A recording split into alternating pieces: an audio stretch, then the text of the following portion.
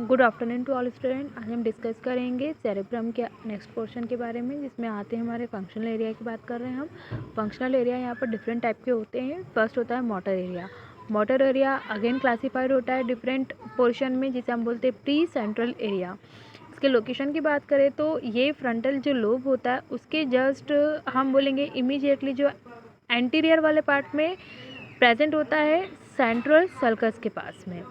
और यहाँ पर जो सेल बॉडी होती है वो पिरामिड शेप की होती है, जिसको हम बेड्स सेल भी बोलते हैं, या हम ये बोल सकते हैं कि जो पिरामिड शेप की सेल्स बॉडी होती है उसको हम बोलते हैं बेड सेल्स। अब यहाँ पर जो बेड सेल्स होती है वो इनिशिएट करती है, कॉन्ट्रैक्शन कराती है स्केलेटल मसल्स का, या हम ये भी बोल सकते हैं कि स्केलेटल मसल्स के कॉन्ट्रैक्शन का इनिशिएशन कराती है। वो जो नर्व फाइबर्स होते हैं जितनी भी हम बोलेंगे जो बेड सेल्स की जो होती है वो पास होती है downward through the internal capsule to medulla oblongata, जो हमने ब्रेन के डायग्राम में शो किया था इंटरनल कैप्सूल। तो इंटरनल कैप्सूल से जाती है वो मेडुला ऑब्लंगेटा तक नीचे की तरफ। अब यहाँ पर जो उसके बाद की बात करें तो इसके बाद ये क्रॉसेस हो जाती है अपोजिट साइड में, और देन वो वापस से डिसेंट हो जाती है स्पाइनल कॉर्ड में। और जितने भी स्पाइनल कॉर्ड होते हैं स्पाइनल कॉर्ड में ये नर्व इम्पल्स का क्रॉसेस कराती है या नर्व इम्पल्स को क्रॉस कराती है। और उसके बाद जो क्रॉस मतलब एक सिनेप्स जो होता है, सिनेप्स वो पॉइंट होता है जहाँ पर एक जंक्शन पॉइंट होता है जहाँ पर दो टाइप के अलग अलग न्यूरोट्रांसमीटर आपस में जाके जॉइंट होते हैं।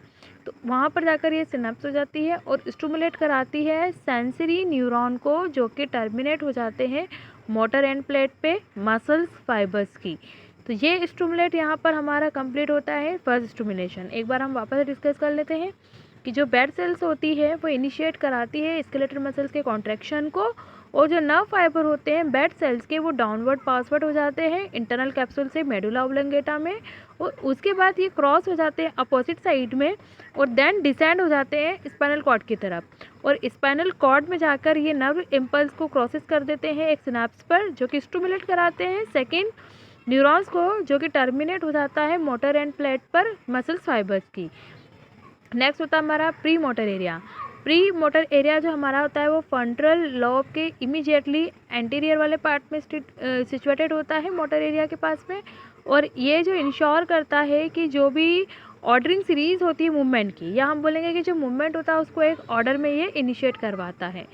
और एग्जाम्पल की बात करें कि जैसे हम क्या कर रहे हैं कि टाइंग कर रहे हैं शोल्डर्स को, या फिर हम राइटिंग कर रहे हैं, किसी भी मसल्स कॉन्ट्रैक्शन हो रहा है, या फिर हमारी जो मसल्स का जो मूवमेंट हो रहा है वो कोऑर्डिनेटेड, या हम बोलेंगे कोऑर्डिनेशन मूवमेंट की ज़रूरत होती है, वहाँ पर भी ये कैरी आउट करते हैं। या फिर हम बोलेंगे कि जो पर्टिकुलर हम बात कर रहे हैं किसी भी ऐसी मूवमेंट की बात कर रहे हैं कि जहाँ पर हमारी जो मूवमेंट का एक सिंक्रोनाइजेशन होना चाहिए, वहीं साहब पर हमारा जो प्री मोटर एरिया होता है वो प्री मोटर एरिया हमारा काम करता है।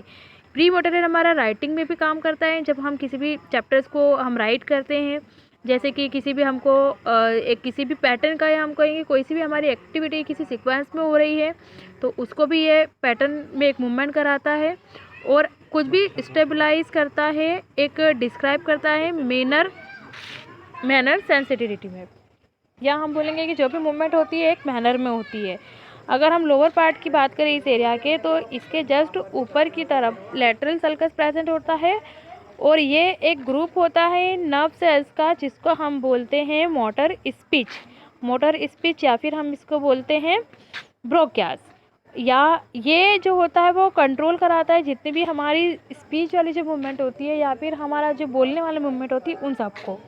इसी का थर्ड पोर्शन होता है मोटर एरिया का, जिसको हम बोलते हैं फ्रंटल एरिया। तो ये एक्सटेंड हो जाता है एंटीरियरी, या हम बोलेंगे एंटीरियरली ये एक्सटेंड होता है, और एक्सटेंड होके, या हम बोलेंगे कि जब हम बात कर रहे हैं हमारे फ्रंटल एरिया की, तो ये जो फ्रंटल एरिया होता है हमारा, जो फ्रंटल लॉब होता है वहाँ पर सिचुएटेड होता है। फ्रंटल एरिया हमारे फ्रंटल वाले जो हम बोलेंगे जिस स्कल होता है, स्कल में हमारे डिफरेंट टाइप आपके लोब्स होते हैं, तो वहीं पर ये प्रेजेंट होता है। और ये एक्सटेंड हो जाता है, इसमें हम बोलेंगे कि जितने भी फ्रंटल लॉब होते हैं वो सारे इंक्लूड हो जाते हैं। और ये रिस्पॉन्सिबल होता है हमारे बिहेवियर्स के लिए, या हमारे बिहेवियर जो भी कैरेक्टर होता है उसके लिए, या हम बोलेंगे कि जो हमारी इमोशनल स्टेट होता है उसके लिए, किसी भी इंडिविजुअल की, उन सब के लिए रिस्पॉन्सिबल होता है। नेक्स्ट होता है हमारा सेंसरी एरिया। सेंसरी एरिया में भी हमारा पोस्ट सेंट्रल सेंसरी एरिया होता है, इसकी लोकेशन जो होती है ये हमारे जो सेंट्रल सर्कस के जस्ट पीछे की तरफ होता है। और ये जितने भी पेन के सेंसेशन होते हैं, टेम्परेचर के सेंसेशन होते हैं, प्रेशर के सेंसेशन होते हैं, टच के होते हैं या फिर मसल की मूवमेंट के सेंसेशन होते हैं, उनको कैरी आउट कराता है। अब इसी में सेकेंड है हमारा पैराइटल एरिया। तो इसके लोकेशन की बात करें तो ये हमारे जो सेंट्रल एरिया के जस्ट पीछे वाले पार्ट में प्रेजेंट होता है, पोस्ट सेंट्रल एरिया। और ये एसोसिएट होता है जो कि ऑब्टेनिंग करता है या रिटर्न करता है किसी भी एक्यूरेट नॉलेज को किसी भी ऑब्जेक्ट की, या हम बोलेंगे कि आइडेंटिफिकेशन में किसी भी ऑब्जेक्ट के रियल आइडेंटिफिकेशन के लिए ये रिस्पॉन्सिबल होता है। नेक्स्ट होता है सेंसरी स्पीच एरिया। ये होता है हमारा, इसकी लोकेशन होती है हमारी जो पैराइटल लोब होता है और उसके लोअर वाले पार्ट में, और ये रिलेटेड होता है हमारे टेम्पोरल लोब से भी।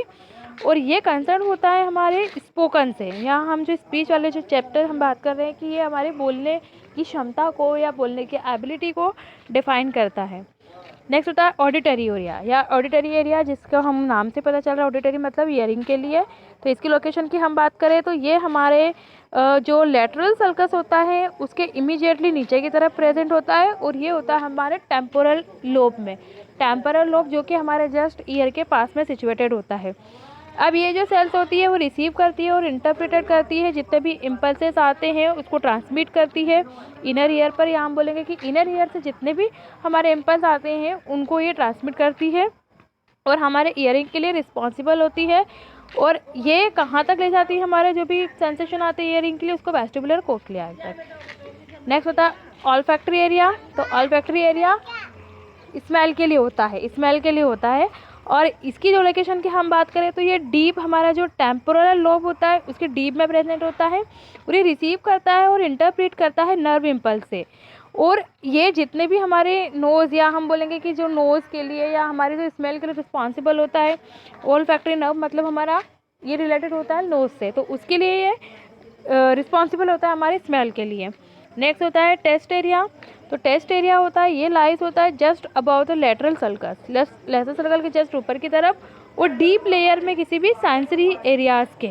और ये इम्पल्स को लेता है, स्पेशल इम्पल्स को, जो कि नर्व एंडिंग्स जिसकी कहाँ तक रिसीव करती है, जितनी भी हमारे टेस्ट बर्ड्स होती है, टेस्ट बर्ड्स पर, क्योंकि हमारे वहीं पर टेस्ट बर्ड पर ही हमारे जो डिफरेंट टाइप्स के एरिया प्रेजेंट होते हैं, जैसे हम बोल सकते हैं स्वीट हो गया, सॉर हो गया, और हम बोलेंगे कि नमकीन हो गया, जितने भी टाइप के सेंसेशन होते हैं उनको लेती है टंग्स पर। नेक्स्ट होता है हमारा the visceral part. Visceral area या विजुअल एरिया मतलब हमारा जो सींग वाला एरिया की बात करें तो ये प्रेजेंट होता है हमारा पेराइटो ऑक्सीपिटल सल्कस पर। अब ये रिसीव करता है और इंटरप्रेट करता है हमारे जो विजुअल इंस्पेक्शन, या हम बोलेंगे कि हमारी जो आइज़ की जितनी भी हमारी जो इमेजिनेशन पावर होती है, या हमारे हम जितना भी सीन करते हैं उसकी एरिया को रिसीव करती है, या विजुअल इम्प्रेशन को ये इंटरप्रेट करती है। अदर एरिया की बात करें तो यहाँ पर बेसल न्यूक्लियाई होते हैं, थैलेमस होते हैं और हाइपोथैलेमस होते हैं। तो ये हम डिस्कस करेंगे हमारी नेक्स्ट क्लास में। Thank you students.